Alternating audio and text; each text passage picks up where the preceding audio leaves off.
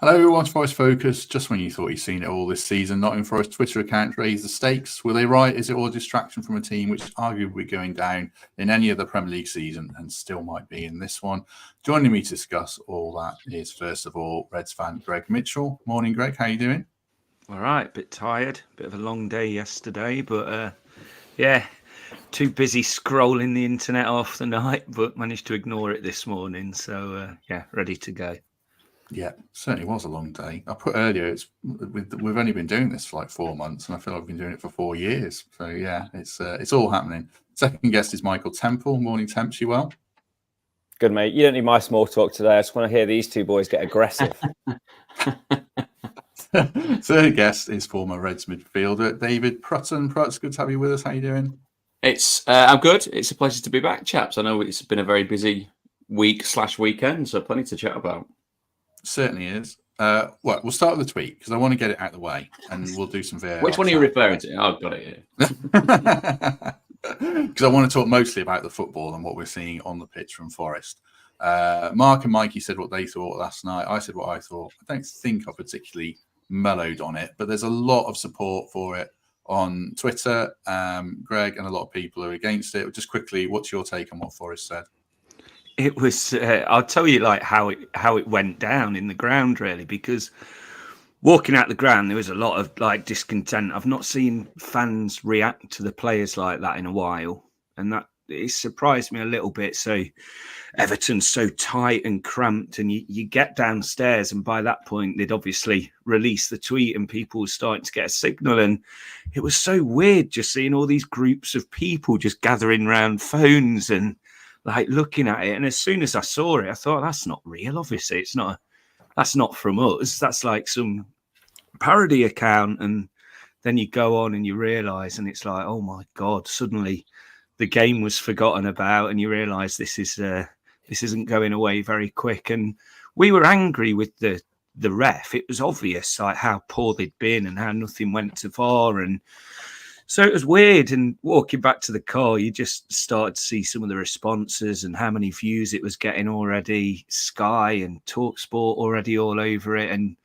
before long, nobody's even talking about the game. Nobody's remembering what happened. So it's huge. I think the implications are going to go long past maybe even this season. I'm still undecided because it is so frustrating. You know, when you go all the way up to Everton or down to Bournemouth or wherever, and you do get such bad decisions go against you with all this technology, you're so frustrated. And the one thing I will agree with Carragher, it kind of was like someone like myself had wrote that tweet, because that's what I was thinking. You know, I was angry and I was upset. So I do have sympathy with the club. I think they'll regret what they've put. I think there needs to be strong people in place to ensure tweets like that don't go out, and they may have to step up against some pretty powerful people in the club to say, we can't send that. I'm sorry, I'm not allowing it. That's my position to do. So I think we need that kind of person in place just to safeguard us and everything else, because there's going to be big fines now. There's going to be things, you know, fans will be upset because, you know, we're being asked to pay a hell of a lot more money in the future, and some of that money's now going to go on wasteful things like this fine. But I do have sympathy with them because it is ridiculous what's gone on this season. 15, 16 times there've been blatant errors, and it can't continue, and the club have run out of things what to do. So I am a little bit on the fence with it. I'm not happy they've put the tweet out, but it's certainly made it interesting and got rid of some of my frustration on the matter. For me, I think they should have asked to hear the footage, ask for the footage to be released to the VAR, ask the Premier League for that or something. But I'm not on board with the tweet personally. What about you, Temps? The only thing that would have improved Carragher's statement was if he said, this isn't what an official club account should be tweeting. This is the kind of thing Greg Mitchell says. Then I would have had new level of respect for Carragher.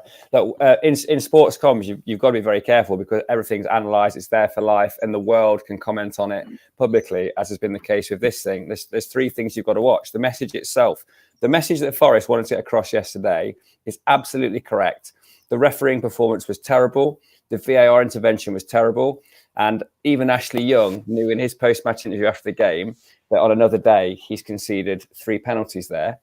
The second part you've got to watch is the tone. And this is where it starts to go wrong for Forest, because we did shoot from the hip within 5 minutes of the full-time whistle and put a very emotionally charged message in there, which clearly wasn't as considered as it could have been, because it happened like that.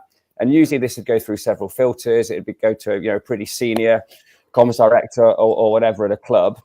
A tweet of that magnitude has obviously come from someone with authority of or within the ownership group itself. So the tone is far away from what you'd expect from a Premier League club. And the third thing is the inference, what's going unsaid beyond the tweet itself. And that points to this, conspiracy theory about the world being against Forest. There's terrible officiating decisions yesterday. I'm not a conspiracy theorist by any means. I think these decisions do happen in every game, but it does feel like we're being somewhat victimized given the frequency and how obvious these decisions are, and how on another day with another individual watching a similar incident on another ground gives a completely different decision. So I do get it. I get the emotion of it. I get the message itself. I agree with it, but we need to behave like the club that we want to become. And I don't think you find a top 6 club or a top 10 Premier League club tweeting like that. Just doesn't happen. So yeah, just take the emotion out, make your point behind the scenes.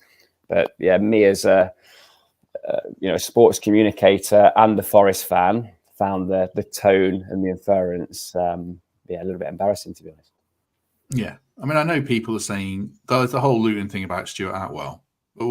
It's like we're holding Stuart Attwell up as some kind of competent referee, and he's absolutely awful. And I think he's been awful for years, and he's been awful against every club, and he shouldn't be anywhere near the Premier League. But there's a clutch of refs that should be nowhere near the Premier League. The standard is absolutely abysmal. The execution of VAR is horrific. And if they can't use it right, they shouldn't use it at all. And for me, I'd go out and recruit the best refs from around the world. We've got all this money. Let's pay it, because it's absolutely abysmal. But I'm not. Do you think they'd come over then? Probably. Pay them enough. If you pay someone enough to talk about refereeing, they'll do it. So I think they would. Go on, Greg. No, it was just one more thing I wanted to add, which I forgot about. And Gate 7 International, which Gate 7's like Olympiakos' ultra group. They've got quite a lot of power over there. And they sent a tweet last night which said English football fans have probably never read an Olympiakos 500-word press release after a poor reffing performance. This right here is light work. Welcome to showtime. And I thought that's so correct, but that's also them saying, where this tweet has come from. It's not the club admin. I don't want to say, but they're making it pretty obvious where they think it would have originated from. What's your take on it, Prutz? On the tweet, and should Stuart Attwell have been taken off the game just to avoid this situation above all else? This reminds me, Greg, of a little chat we had a couple of years ago when was it Leeds, Forest against Leeds, and the referee was a Leicester fan, which is I do kind of stand by that. I think it's utter rubbish to put any form of traction to that. And whether Stuart Attwell supports Luton, Sheffield United, Burnley, whoever it is, that thing of declaring it, and there was a tweet that I read about Michael Oliver saying about refereeing Newcastle and Sunderland games. It's a professional sports we're talking about here. If you can't put that aside, you shouldn't be in it in the first place, if I'm brutally honest. The decisions, I thought the first and the third were messy and debatable enough to at least have VAR, get the referee over to have a look at it. That's the reason why it's there, as we know. The middle one, what is that unnatural body position of a fullback where the ball comes over his head? I think there's a broad opinion on what's natural now in the box is your hands behind your back. It's not. Your arms are up for balance. So I think that one's open to debate more than the other two. The fact that the last one where he kicked through that tackle, the one for the third penalty in inverted commas, is the rash tackle of a player on his debut or who's not had 15, 20 years of very high level experience. I don't know what on earth he's doing. And that one, my God, after you've had a day like he's had, drawing more attention to yourself to get away with that one, that's when you're left stunned. The thing that you can't get on board with is the like Temps was saying. But I'd say you can get on board. It depends how you approach life and the bigger picture and what you deem to be the reason that things happen. The work to use kind of terms like conspiracy theory, corruption, that those terms are used because then it puts reason, meaning, and intent behind what happens. Because I think broadly we have more. You can get more angry about that because you think, well, someone's done that on purpose. Incompetence is not done on purpose, is it? Poor decision making isn't done on purpose. The officials across the board, from the one in the middle of the pitch, two either side, one in the dugout, and the rest back at Stockley Park, they had a terrible day, an awful day in that game. That sense of decision made play on would exist pre VAR. The fact now we've all got VAR in the Premier League and know normally what's coming, the Man United Coventry game. That's finding a way to rule out a goal. That's not what VAR is for. VAR is a clear and obvious error. That's not a clear and obvious error. That's finding a way to rule out a goal, which is not what it's there for. So when you see what happens in the Everton game with Forest, I can totally get how infuriated, how angry, how frustrated the fan base is. I think the tweet was not very becoming of what we would deem Nottingham Forest to be. That sounds a little bit twee because there's huge finances at stake. There's a place in the Premier League at stake. The whispers and rumours I heard was that tweet was penned ready to go at half time, but was changed and then ready to go halfway through the second half. And then as the final whistle goes and it gets launched out, I mean, there was someone chucking around a loaded gun there, ready to just fire it and get it out there. But again, it goes back to that inference of it being corruption, which, having been involved in this game since 1998 professionally, I'm willing to stand out and say, I can't believe for 1 second there's any form of that within the game. And if I'm proved wrong in 10, 20, 50 years' time, then I'll look silly, but I'm prepared to look silly because that you can't have that. You can discuss it in a hopefully quite a calm environment, but yeah, why? Nobody's on the payroll of the big six. Nobody's on the payroll of big broadcasting companies to make decisions and keep teams in certain competitions. No one is. That's for all this to make sense. There has to be intent, doesn't it, for people? For us all, for us as a fan base, for it to make sense. Well, it's their fault because they want to do it on purpose. Right? There's meaning behind it. I can almost get my head around that. To put it down to, you might fall out of the division through consistently poor performances, consistently poor results, throw into that very debatable decisions where on another day you would have got a penalty or two or three. That melting pot is a toxic one, which just leads to one thing, which is a team dipping out of a division. I mean, the only thing that I think, it's not corruption, but I feel like the Premier League is set up for the big six and keep them happy in terms of the Super League, you know. They've got a fine. I'm not even sure they've paid yet. I mean, I just feel like it's all set up to keep them sweet. But yeah, I'm with Prutz on the rest of it. In what sense? That's the thing, because the top end of football in the Premier League, the teams are there by virtue of happy coincidence and circumstance. The rules that were in place for when Abramovich took over Chelsea are different to they are now. The rules that were in place when the Sheikh took over Man City are different to they are now. The Sheikh looked at Everton, very realistically, a proposition to buy Everton. But because Everton potentially, with the moving of the stadium and thinking that potentially where they are now couldn't get redeveloped, and there was a site apparently on the docks, a different site, which was then earmarked for something else. So then he moves on to Manchester City. Not because he loves Manchester, because it's a vehicle to make money. So a lot of this stuff is sliding doors. It now looks like that retrospectively that it was built like that. But, I mean, Man City were playing Gillingham in the playoff final at the back end of the late 90s, weren't they? So to say however it's changed, and the growth of the Premier League, there's a broader debate on this about what it's done to the Football League and what it means to the pyramid as a whole. But that, I mean, talk about trying to ram the toothpaste back in the bottle. What on earth are you going to do? What I don't get it. I don't get how you could change what the apparent status quo is now. I don't get it. What have you got any answers to that? Because you then fall into a place where, I mean, you get into the hypotheticals of what it is. The Forest team that was in the playoff semi-finals under Paul Hart that lost to Sheffield United. What if they went up and then someone comes in and goes, do you know what? I've got a shed load of money. It's the right time. It's 2003, 2004, 2005. When Abramovich came in, goes, do you know what? I want them. They've won the European Cup back-to-back. They're former league champions. I want them. Another path. Forest are in the Big Six looking down, going to everyone else. Oh, shut up. Stop moaning. No, it's not a Big Six. Just get on with it. That's what it is. That's the inherent debate of competition and being in the right place at the right time. I think for me, it was things like the FA Cup replay situation that showed, that's been done for the Champions League clubs and for money, and not consult the EFL clubs. And that's ridiculous. That's terrible. Yeah, we're getting way off the point. What about the future of? Just quickly on the future of VAR, because I said they need to bin it off. They can't use it. What do you think, Greg? Do you know I keep reading about it. Someone put an article up as well about subconscious bias in sport. And it's been proven that it is actually a thing. And I think that more so than yesterday, that's more back onto the top six.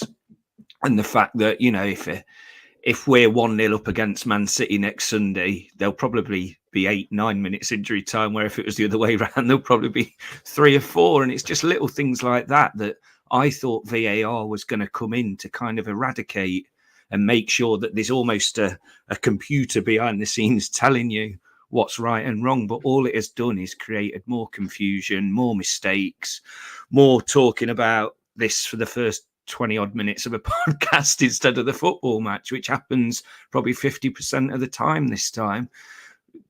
Back to the original question, though, VAR's never going. It's literally never going. It'll be in the Championship next season or the season after. Eventually, it'll be in all forms of Football League, just like there's cameras at every game now.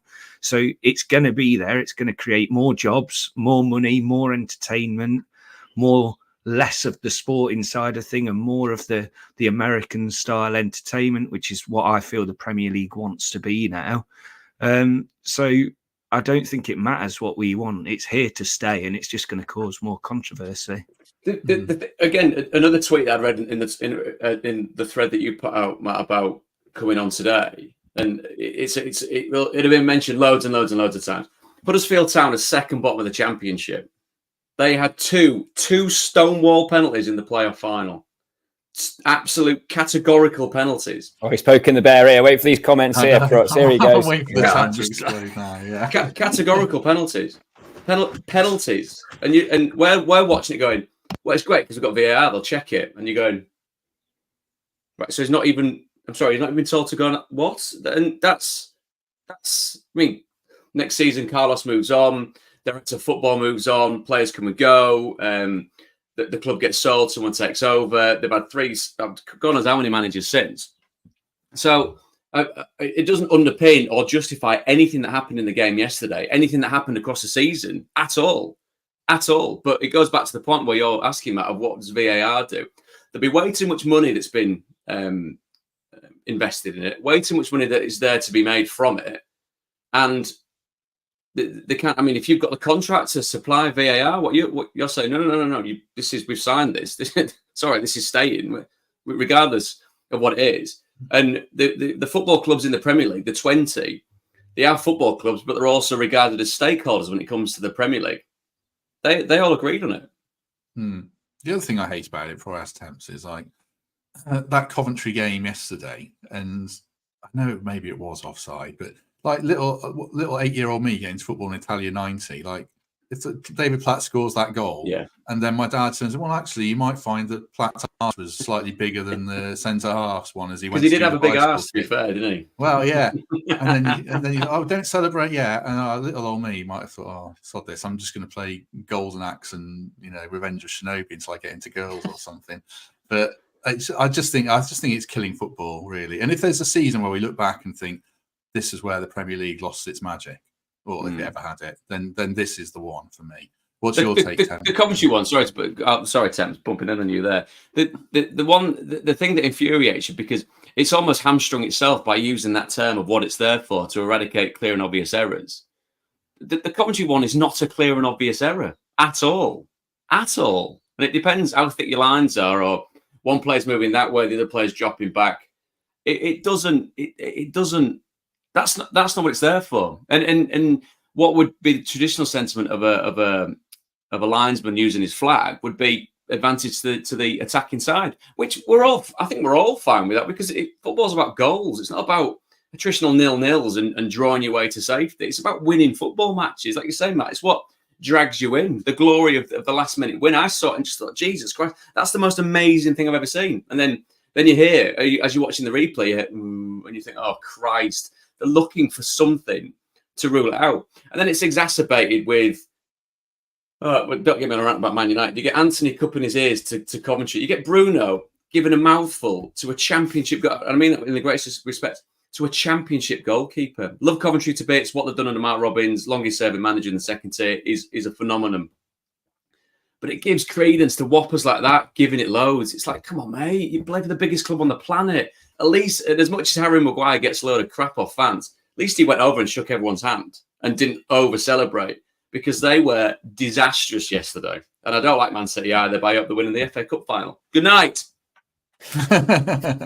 I love that Prutz is like that. He's got such love and empathy for every single championship club. He has to apologise when he makes any kind of negative, because whilst we get a little bit of the Forest Twitter world on at us, he's got 72 clubs that give him an earful if anything goes awry. And the subjectivity, objectivity thing, offside and goals, they're factual. So I get while the millimetre matters there, because that's not a person making a decision. That's a subjective fact. An objective fact. The subjectivity of Ashley Young blows my mind, though, because anybody slowing that down from 10 angles can make a call. And even on this unconscious bias or this, it's in that kind of zone of uncertainty. If it happens 3 times, you expect to get 1, and that's what perpetuates the narrative. Where am I on VAR? We've got to keep it. We were moaning for 15 years, remember, when we didn't have video technology and decisions were going unpunished, unrecognised, and inevitably at different points our teams were on the wrong end of that.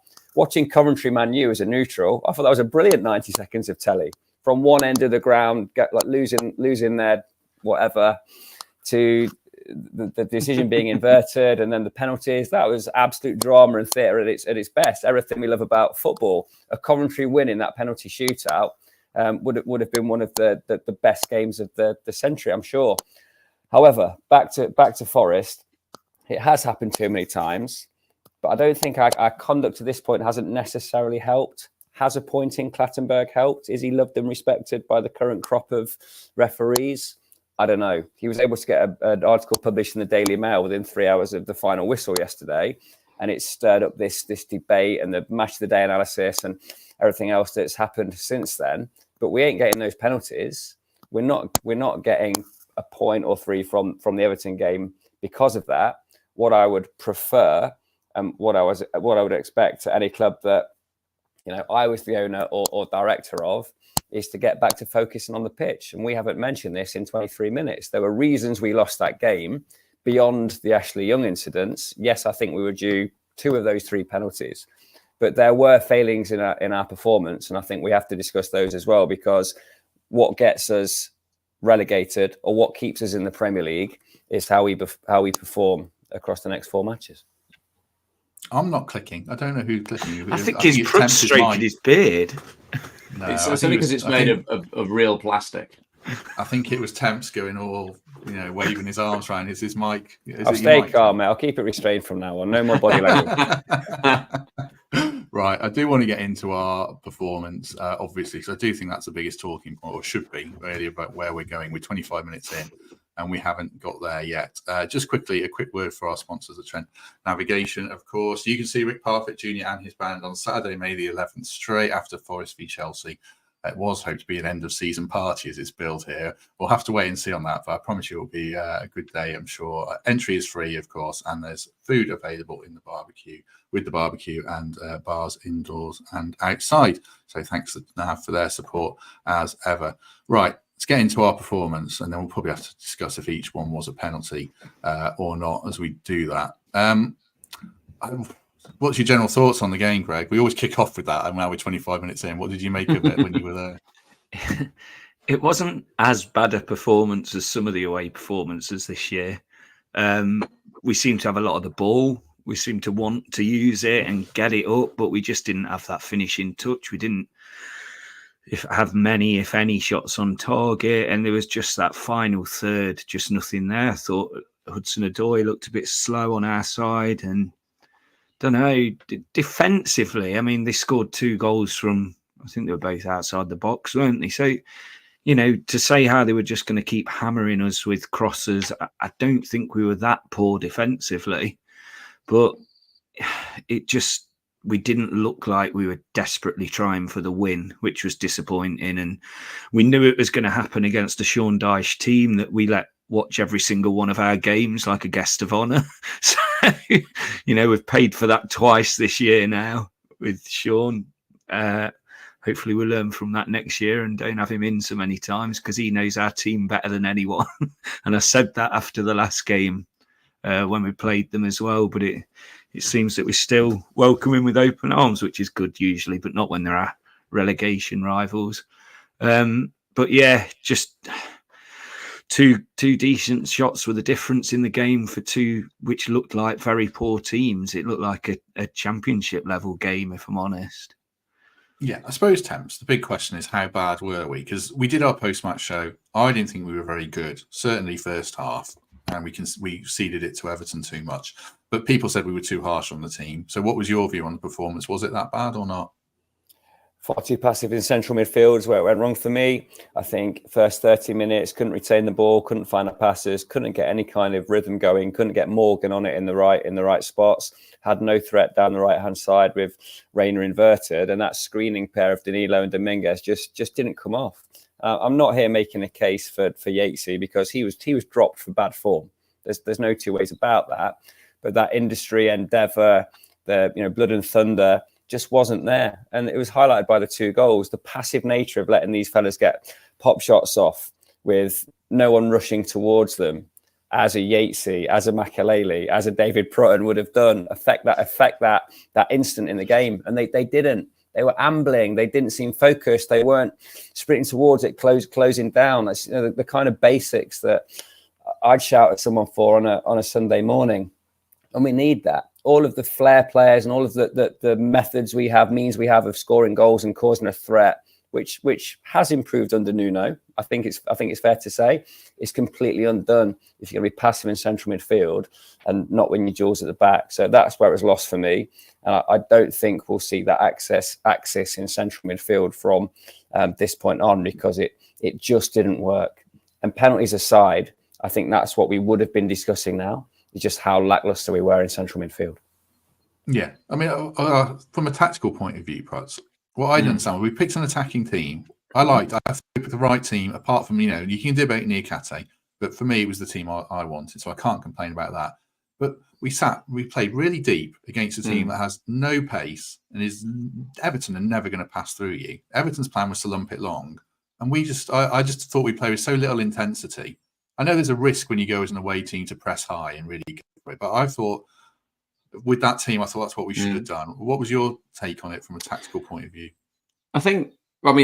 Your eyes are kind of trained towards positions that you'd have spent more time in playing than any other. So you do look in the middle of the pitch. And it does, as much as tactics and setup and that kind of intellectualization of what a football club and a team needs to look like on a particular day.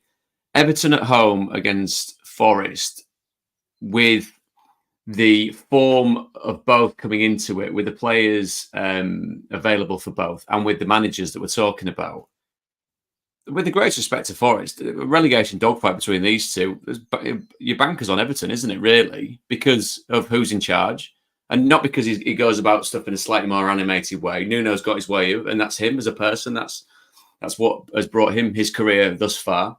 But as you say, Idrissa Gueye, at one stage was touted as one of the very, very best, wasn't he, in that particular position across Europe. Gomez, has he got the legs? Not really. Decore, again, questions pointing to him. But that Jack Harrison, Dwight McNeil, and Dominic Calvert-Lewin. Calvert-Lewin's not the fittest version of himself at the moment, but they are 3 people that can cause problems. What you get with Jack is a lot of running, a lot of intensity, a lot of hard work. And I would assume for an Everton side that as a prerequisite for Sean Dyche. Although at times they've looked, Monday night, yes, Chelsea have got a superb player in Cole Palmer, but they were awful, absolutely awful. Game before they were good. So Sean talks about that after the game, going, well, we won 2 out of the last 3. We had a horror show in the middle, but either side we were good and picked up the kind of points that we're after.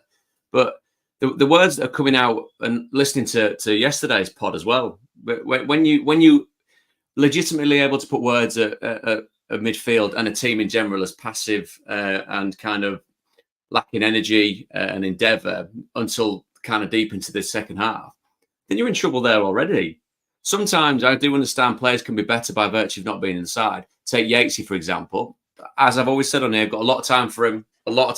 What he's done in his career to get himself into the Premier League as a Premier League midfielder is wonderful. A testament to hard work, caring about what he's doing, and the dedication to his profession. Not saying any of these players are dedicated, but when you look at that Dominguez-Danilo axis, doesn't necessarily, and it's worked at some times during the course of the season, as has Yates been in there with either or one of them. It's worked, but it hasn't worked consistently. And across the board, none of the combinations, the centre half pairing hasn't worked consistently because it's changed so much. Whoever's led the line in relation to maybe working with Morgan or Callum or Gio Reyna on one side has worked at times. The reason Forest are in a point off the relegation places is because this team can't consistently perform regardless of who's been put in it. That's why they're where they are. And then add into the fact a baffling approach to a game against a side that's in the same situation. Again, that's why you get Forest fans sat there scratching their heads. Turn it into a fight. Turn it into something that is so resolutely anti-football that you would never watch it again, but you walk away from not losing. If you're looking at the quality of the players that Forest have got, and we have again mentioned, and we've spoken before about recruitment, they've not brought in a consistent batch of players that would take this team into the top 10 at all. That's down to the recruitment. That's down to where they spent the money. That's down to whoever brought these players and whoever wanted these players in and who puts them together. So this team on paper, the team that, as you say, Matt, was picked going into it, yeah, rub your hands together. They can do something. They can get results at Goodison Park. Not if they turn up and don't perform.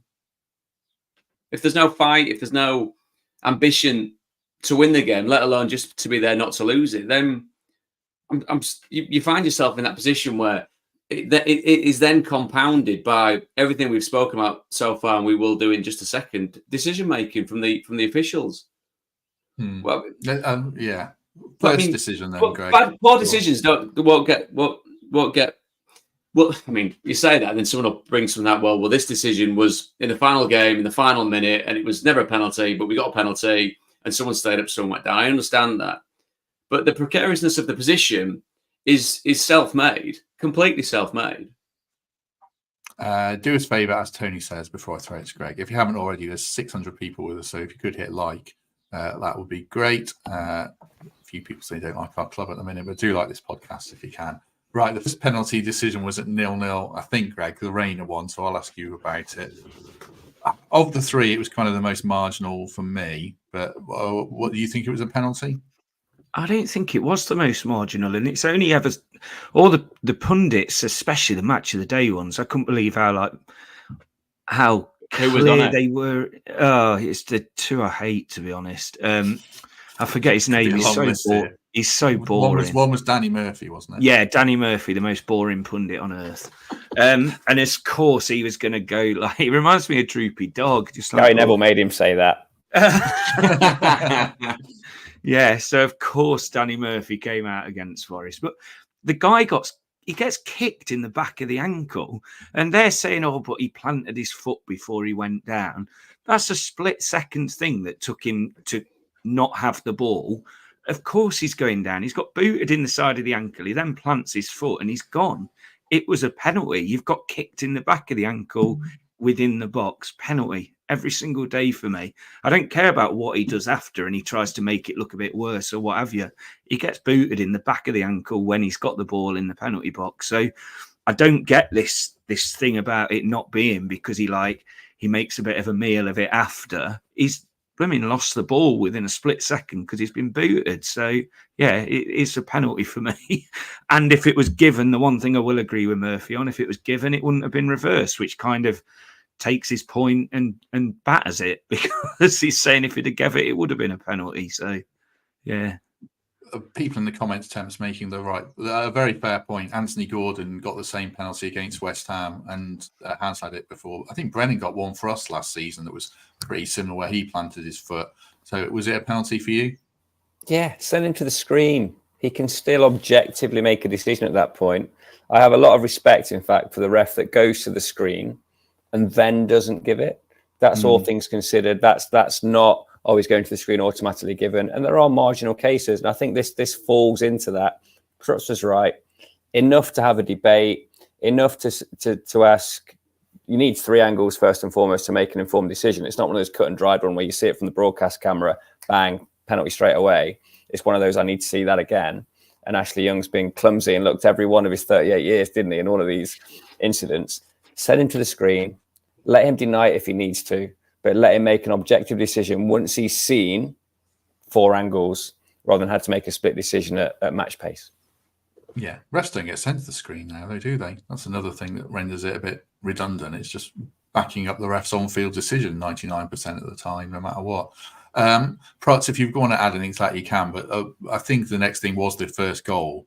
I thought it was terrible. But the bit, yeah, I mean, it's hard to. So you're asking us whether we think it's a penalty or not. But a lot of what happens on a football pitch, as Temps was saying, is open to subjective discussion and also debate, which is literally the same thing. But the reaction of Reina is I think overly dramatic. But then to class something as overly dramatic in the Premier League makes no sense whatsoever, because players go down at the drop of a hat. The fact that he has hit his heel and not got anywhere near the ball. All these, I totally agree with and can see why, if he'd pointed to the spot, I could have absolutely got along with it being a penalty. But the thing that is frustrating and baffles us all, and it will be in the next couple of questions as well, is you've literally got the technology to go and look at it. Literally got the technology to go and look at it. That's why this is what infuriates me. Either have it and use it properly, or don't have it at all. Yes, this is a bit of a hypothetical tangent, but that's what fuels conspiracy theory. If you didn't have if it was a split-second decision made in the moment, you could go, "Oh, it's a crap decision. It was the wrong one. I had one look at it, and that was it." That then you can take on the chin. The challenge from Ashley Young. Ashley Young as a winger 10 years ago, with the same tackle on him, he's hitting the deck. He's hitting the deck. He's asking the ref, that's got to be a penalty. So that one, I can absolutely see the frustration. I would have been screaming for a penalty. In the modern game, I think it is a penalty. And it's messy enough to really ask the question and at least be told by VAR that you need to look at it. Good. Okay. So the consensus that's a penalty, and I think it was. The goal, I'm probably doing the chronology wrong here, but I think they go 1-0 up next. Talk us through it, Prutz. What's Morgan Gibbs-White doing? What's Danilo doing? Should Sales be doing better? Well, nothing. No one's doing anything. Yeah. No one's doing anything. It's a bit of a throwback, but you defend like your footballing life depends on it. I.e., if you're in a relegation battle, i.e., if you're playing against a team that's in the same relegation battle to fall out the Premier League. There is that question. And again, I mean, if it had been another goalkeeper in goal, it'd have been getting absolutely battered for that type of for allowing that one to go in, because Sales has got a bit more. There's a bit more of a novelty factor about him being slightly newer. I still think that type of shot from that type of distance, it's one of them where you go, come on, we've got to do better there. And generational goalkeepers have come out screaming at the defenders in front of him that they should have closed down better, more aggressively. And again, Morgan's done so many good things, and he's a very, very good footballer. And I would say he's Forest's best creative player by quite a stretch, but he's nowhere near consistent enough to be the player that plays them to complete safety throughout a season. But the other side of it, where the kind of muck and nettles of it all, they just didn't have it yesterday, did they? And that, again, the goals really do typify that.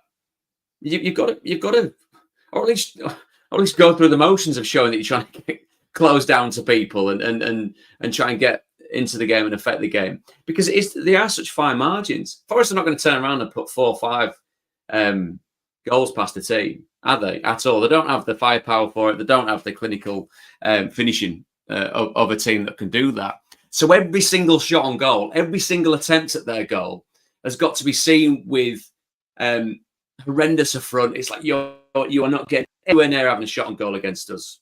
Whether I come flying out, whether someone else comes flying out, whether a third person comes flying out, not willy-nilly, but doing it in the sense of that is the most important thing. Protect the cage, and that wasn't the case. It wasn't the case at all.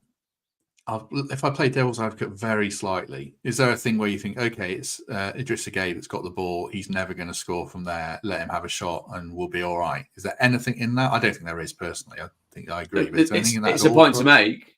It's a point to make. I mean, it's a bit of a leap.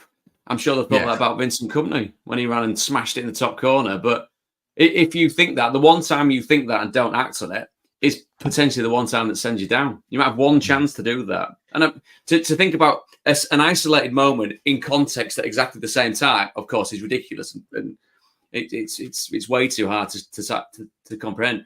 But your job's to stop the opposition. Very straightforward. Very straightforward. I've just seen the clock's really ticking. You've got to go at 10:40, Prutz, haven't you? We're going to have to let you go before the end of this. We'll have to let you go before the end of this quickly. It's all right. I thought we'd be going quicker than this. I've got a Zoom call with PJ Moyle and Mark Clanberg. Give him the script for the weekend. He's got to give him the script for the weekend. Yeah. So at 3:04, can we do this? Can we box that, pencil that one in? Greg, you were going to come in there, weren't you? I was just talking about let them shoot. Wes Morgan against Notts County. I just thought of that goal straight away. Exactly. Right. I'll keep with you, Greg, for the second penalty, and we'll try and rattle through these bits. I thought this was as nailed on as it gets. And Young's reaction told you to me that he knew it was a penalty. What was your take on it? Have you seen that amazing picture of the Everton fans behind the goal as well? Yeah. It's like, fascinating. The handball rule changed again this year, didn't it? And they get away with it by saying hand in a natural position. But my biggest argument with that ridiculous rule is it's okay it being in a natural position, but if that stops the flight of the ball hitting our player in the 4 yards from goal, which it was going to, and probably going to be a goal, natural position or not, you have to give them. If that's the excuse they use, then it's not good enough, really, because it's such open for interpretation. But the way his hand's out to the side, the way you see half an hour later a penalty given at Wembley, probably less obvious than ours, the inconsistency of it, the way VAR didn't act on it, it's disgraceful. Again, I can't believe we're sitting here today talking about worse decisions than we've already had this season, and 3 in one game. I mean, you can only guess how I'm going to say about the third one by saying that, but it was just so blatant purely because the flight of the ball, where it was heading, I think it was Wood, wasn't it? It was going straight to him. You know, it doesn't matter if the player didn't mean to handball it. He wasn't trying to save it from going in, but it hits his hand going straight to our player, so close to the goal while his hand's out on the side. It's a penalty. And how anyone can say it isn't, for me, is just beyond, like, where is this game going? Temps. PK, no question. Ashley Young knew it. Everton fans knew it. Callum Hudson-Odoi knew it. How they've dodged that bullet, I will never, ever know. Good. Right. Because Prutz is got to go, I'm going to jump right ahead and get his take on let me give you my 2 pence on this. I think proximity of the hand and when you're looking at it to counterbalance of where you are, for me, it's not absolutely stonewall at all. I think looking at a lot of the stuff in the Championship, and again, apologies for using that as an example, they're leaning towards that type of proximity as being not the case for a penalty, and it's moving more towards that. It's not akin to someone blasting the ball at you from 4 yards away and you can't move your hands. There's sort of differences to the Ashley Young one, but I can absolutely see why it's aggrieved. I can. So, in that case, when Tarkowski stood like Jesus on the cross, knowing Chris Wood's about to do an overhead kick, what is the advantage they are trying to gain by having that body shape? Well, the advantage is to stop that. That is on a natural body position. That's there to stop. Lower down, I think, is way more open to interpretation than that. That's handball. That's absolutely categorically handball. Ironically, it's not categorically handball because that debate didn't go that way either. But once again, we're talking about it subjectively. The technology is there for him to go and have a look at it, to then make his decision on whether he thinks that Ashley Young can get his hand in quicker. That why is it dangling out there, and what kind of reason it has to be for it to be there. But as Greg said, I mean, intentional or not, if it stops the ball going across to Chris Wood, who might possibly have a tap in, then that's where the debate comes in. But given what I've seen this season and the refereeing bodies that I've spoken to, that kind of accidental can't get out of the way handball, they're moving more broadly towards that not being handball. Right, before we let you go, Prutz, I'll skirt to the end and ask your take on the relegation battle, and if we're going down, or will we be saved by Luton, or can we save ourselves?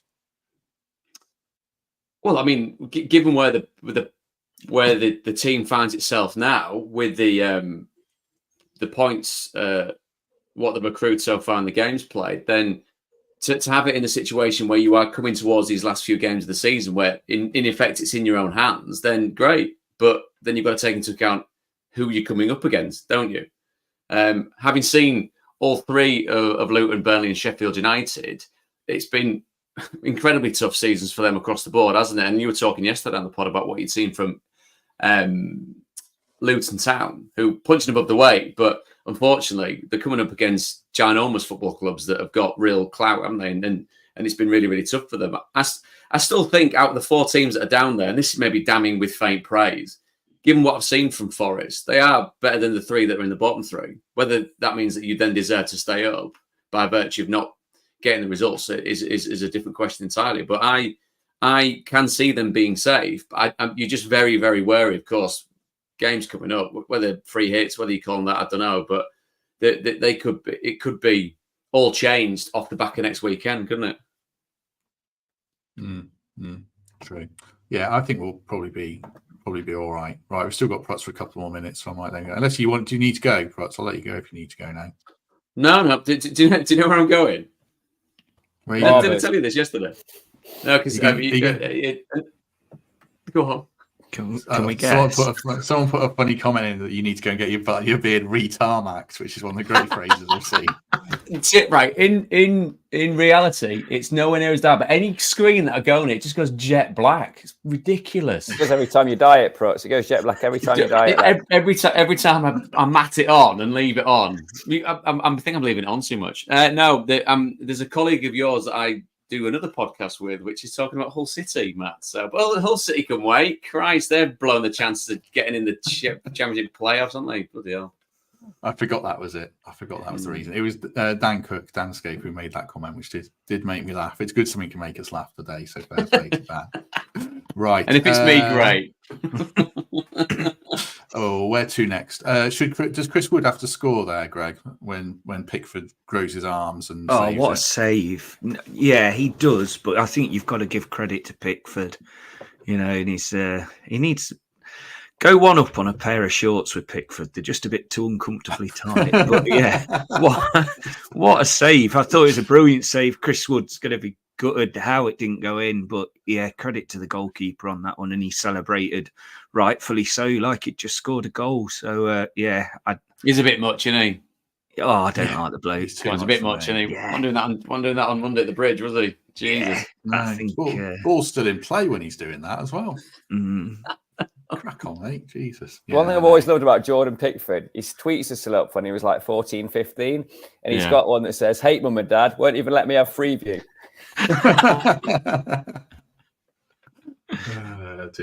Dearie me. I suppose the thing was Temps. I mean, we can debate the performance, but we only created that and Morgan's chance in the whole game. And there's the penalty shouts, obviously, but there's the question of how clear goal-scoring chances they were. I think the third one was. But is that enough to create that? And does Morgan have to score as well?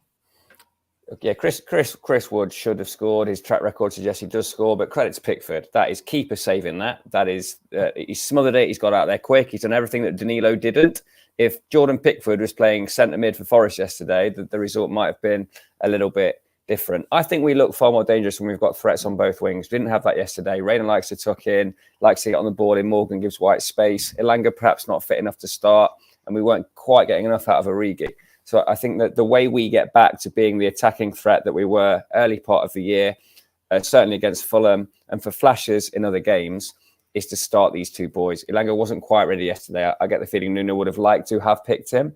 And I just wonder if in 3-4 days' time, we'll be debating about Yatesy and Elanga coming back into this side. I just thought we looked blunt. There's a point being made about Callum Hudson-Odoi having been worked out in the sense that he likes to stop his defender, come back inside. First thought is shoot, second thought is cross. I don't think that's the case. I think he can go both ways. He was very willing to run at Ashley Young yesterday. And if he collects a penalty or two for his endeavour, we're giving his performance more praise than he's ultimately got. But in the absence of Elanga, who I think is only just 22, that jarred me, how young this kid is and how much potential he's got. We need to get him fit and back in this side because he's just a different type of threat and has another dimension to his going forward. Played off scraps going forward, didn't take our chances, and the result's the result. I think we'd have been lauding a 0-0 in the end because it would have signified a better defensive performance from those two in centre mid.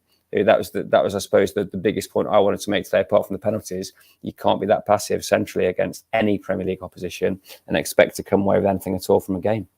Yeah, in the last 60 seconds before we let you go, Brad. So I think Temps makes a good point there. We actually defended the ball into our box well for once, where we could have taken some positivity from that. But the second goal, just your thoughts on that before we let you go. It's almost a carbon copy of the first, isn't it? Yeah, very similar. And it again, it's that keyword that Temps has used is passive. And listen to the chaps yesterday on the pod. It was exactly the same thing.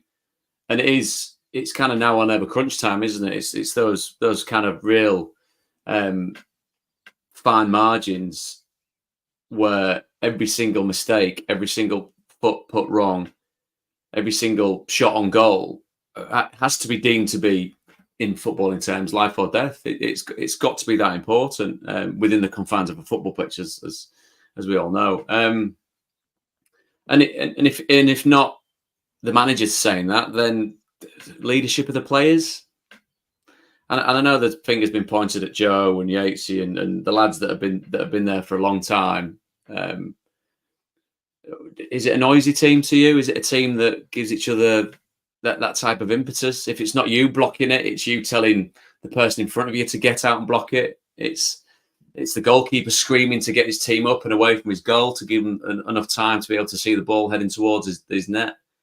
So that again, it's just, and it's hard because I reading a few of the comments where they're saying about being positive, and we know Greg, very much glass half full, and I can understand why people listen to it thinking that the reality is really quite stark, because you look at refereeing decisions, season ticket prices, tweets, all this stuff which is just crap.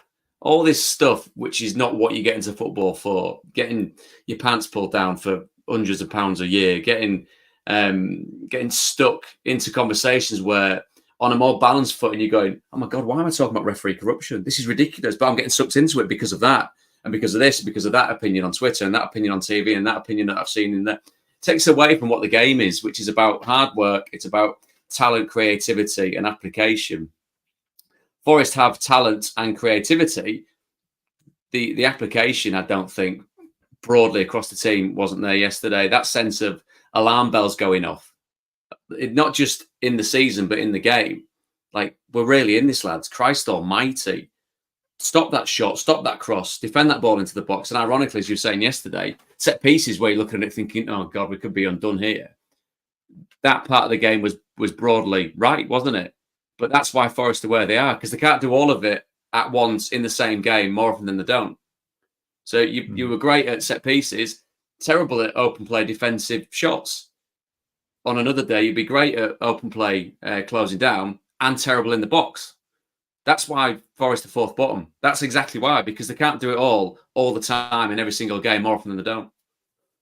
True. Right, we shall let you go, Prutz. You're a good man.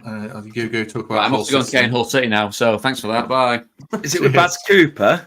It's Baz with Cooper. yeah. Oh, tell him I said hello. Great guy. He was texting me more yesterday about the Forest game than anything to do with the Championship. Yeah. That shows how unprofessional he is as a journalist. Yeah. Anyway, chaps, it's been a pleasure. Hopefully you leave it on a light note. I'll try and keep you all shining and happy. Love you all lots. And thanks for listening and commenting, everybody. See you later. Cheers, Prutz. Bye. Right, let's talk about him. He made a point there about effort and commitment. I thought, and leadership.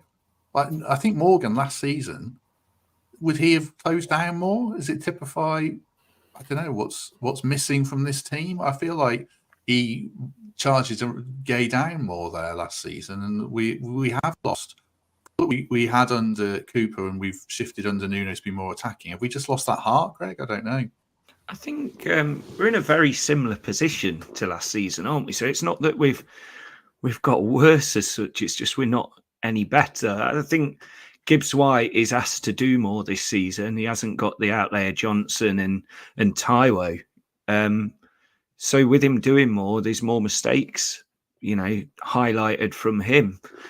He seemed to be quite far back yesterday as well. He was defending a lot, and I don't know. I just feel like that he may well feel the weight of this team's on his shoulders, and it'd be great to get someone next season that can take a bit of that off for him if he's still with us, which we all hope he is, obviously. But yeah, it's just the more of the ball we have, like yesterday, 60%, the more things like this are going to get highlighted. And yeah, I mean, none of them had a great game yesterday, did they? But I think it'd be a bit unjust to hammer Gibbs White for his performance as such. I know we're not, but no, I just think it was kind of symbolic. I mean, someone in the comments he did close down really well against Fulham. He did. It just feels like it's symptomatic of the whole performance. That Morgan didn't play well, Danilo didn't play well. They're a bit inconsistent. Go on, Tamsh, you like you want to come in. Yeah, I was just going to say, Gibbs White definitely has a sixth gear, doesn't he? And he found it against Fulham.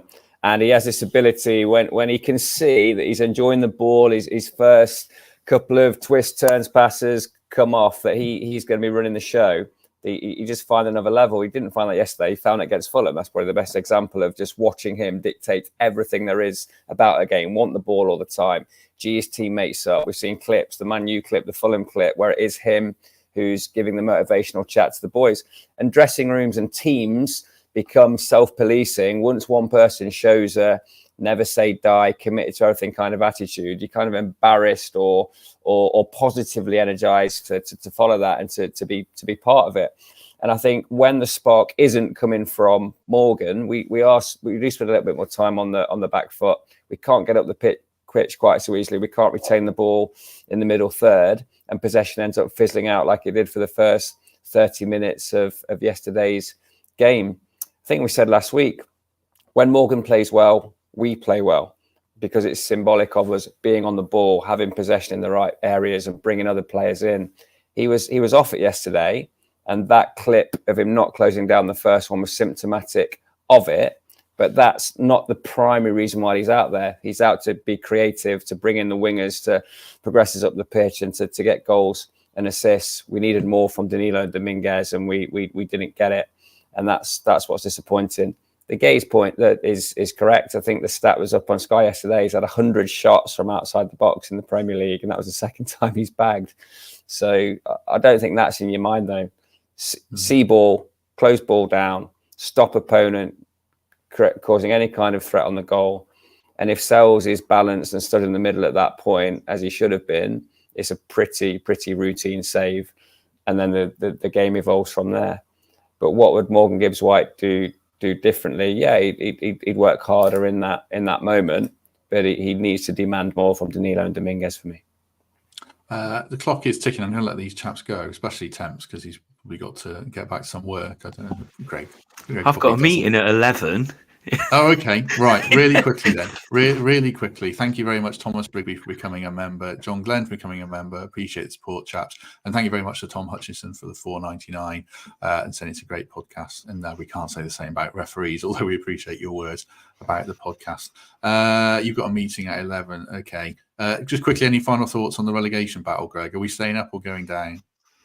we're staying up against Burnley on the last day of the season. I think it's us v Burnley. I've completely changed on it. They're on a roll. It's finally clicking. He's stuck to his guns all season with how he plays and hasn't changed it, and they seem to be doing it. But they've got a horrendous run in, and I think we'll just pick up enough points, but it's close. Even I'm not 100% now, but I think we'll do it against Burnley last day of the season.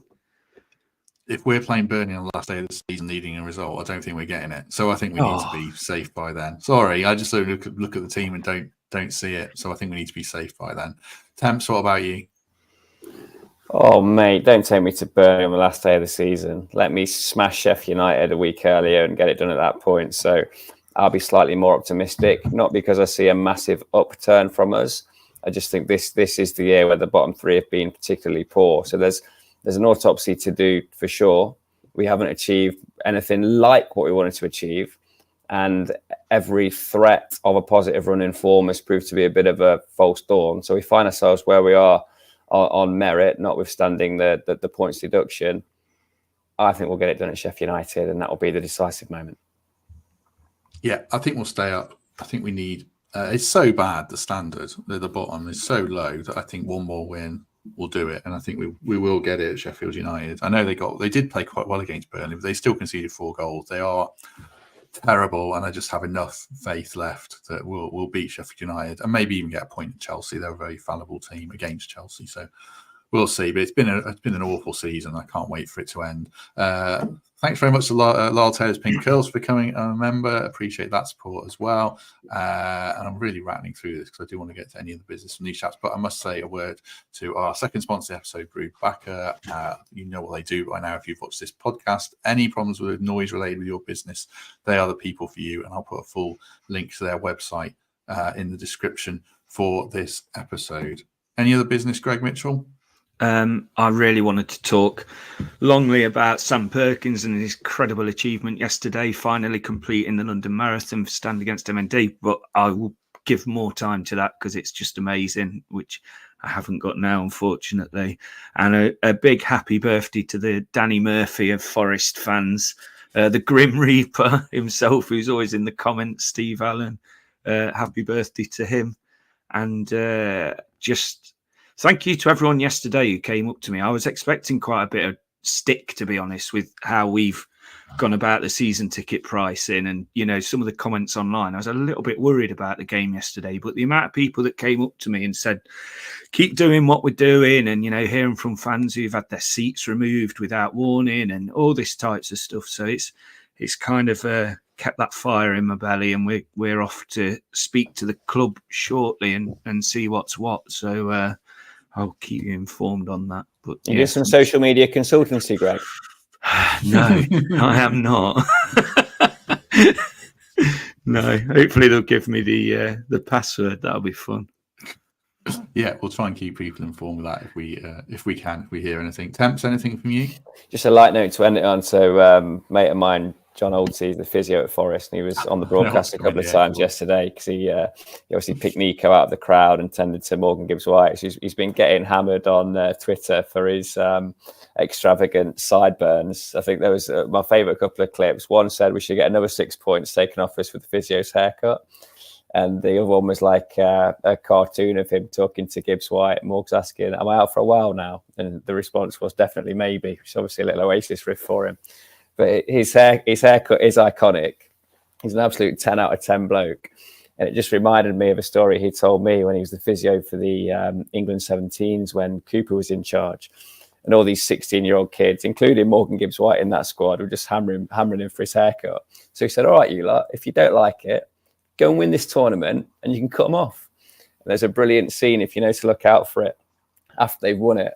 It might be at Emil Smith Rowe from memory, but someone goes into the physio bag, grabs these scissors, and they're chasing Olty around the pitch so they can nail him down and cut his sideburns off because they won the 17s World Cup on the Coops.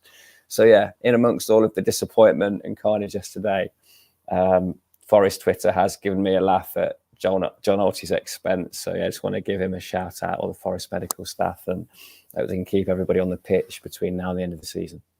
Hopefully so. That was a nasty one with Nico. Glad he was all right. Happy birthday to Gary Tolson's daughter, and Mark. Sorry for your loss. I see that about your friend Jane. One other happy birthday from me is when Greg started saying about the miserable person of this podcast, I thought he'd say happy birthday, Mikey Clark, but he wasn't. But it is Mikey's birthday today, so happy birthday, Mikey. Oh, no, that's a miss from me. Sorry. That's another. Happy birthday, Mikey. Yeah, his card's in the post. That's a miss. Saves me a text, doesn't it? Saves me a text. Yeah, we've done our bit now. And the other one I was going to say, I mentioned this the other week about neuro walking football. The guys who do that wanted me to give it a plug. So I think this week is World Parkinson's Awareness Week, and they entered the team yesterday in the Parkinson's Cup, and I hope they did really well. But if you want to get involved, it's every Friday, 10 a.m. to 11 a.m. Forest Sports Zone on Gregory Boulevard, £4 per session. I think it's anyone with any kind of neurological condition. So it says here Parkinson's, or if you're recovering from a stroke, but thought I would give that a plug to end on. Right, back tomorrow with Fletch. We'll have a chat about the state of the nation, which will be interesting. Not the nation, don't want to get into that. The state of Forest and football. And then I'm not sure what the plan is for Wednesday, but then we'll start looking ahead to the City game. And that'll be fun talking about that. Right, Greg Mitchell, thank you very much. Cheers, mate. Enjoyed that one, weirdly. Weirdly, yeah, so did I. Weirdly. Oh, and a shout out as well to Paul Murphy, who has started his walk. I thought he might have finished his walk. I don't know, but good luck, Paul. And well done to anyone who ran the marathon yesterday as well. I think Rob Johnston was one of those chaps. Temps, thank you very much. See you soon, fellas. Yep, see you soon, everyone. Have a good day. Hopefully, all this chat helps you feel a bit better about yesterday, although probably not. But in the meantime, have a good day, and we shall see you soon.